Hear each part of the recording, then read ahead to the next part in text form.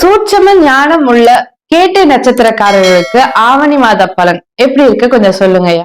கேட்டை நட்சத்திரம் பாத்தீங்கன்னு வச்சுக்கலாம், இந்த நட்சத்திரவுடைய நிகழ்வு எல்லாமே பிளான் பண்ணது பெருசா நடக்கவே நடக்காது. பிளான் பண்ணாத விஷயம் பாத்தீங்கன்னா டக்கு டக்குன்னு நடக்கும். ஏன்னா இவங்க வாழ்க்கையில எல்லா நிகழ்வும் பாத்தீங்கன்னா திடீர் நிகழ்வுகளா இருக்கும். இன்னொன்னு என்னன்னாக்கா அன்பிளான்டு விஷயங்கள் தான் இவங்க வாழ்க்கையில நிறைய நடக்கும்.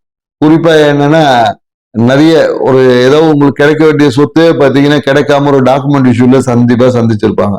ஸோ அந்த டாக்குமெண்ட் இஷ்யூ மாறி இப்போ ஒரு நன்மையான ஒரு காலகட்டமா இருக்கும். குறிப்பா என்ன கேட்ட நட்சத்திரக்காரங்களும் அந்த ரகசியமான விஷயங்கள், ரகசிய முதலீடாக இருந்தாலும் சரி, ரகசிய செயல்பாடுகள் எல்லாமே இந்த காலகட்டத்துல ஏதோ ஒரு அழுத்தத்தை சந்திருக்க வாய்ப்பு இருக்கு. குறிப்பா என்னன்னாக்கா தொழில செய்யக்கூடிய முதலீடுகள், தொழில புதிய முதலீடுகள் செய்வதற்கான புதிய வாய்ப்புகள், இல்லை முதலீடு செஞ்சு புதிய தொழில்கள் தொடங்குவதற்கான வாய்ப்புகள் எல்லாமே இந்த காலகட்டத்தில் இருக்கு.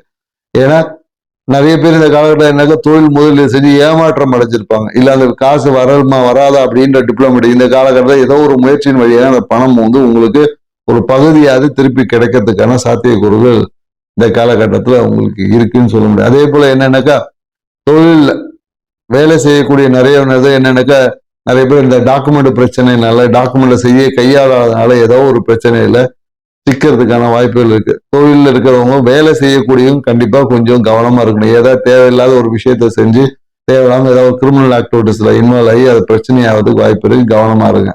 கேட்டை நட்சத்திரக்காரர்களுக்கான பரிகாரம், உங்களுக்கான பரிகாரம் என்ன பண்ணலாம், நீங்க ஒரு ஆஞ்சநேயர் வழிபாடு செய்வது உங்கள் வாழ்க்கையில் இருக்கும்.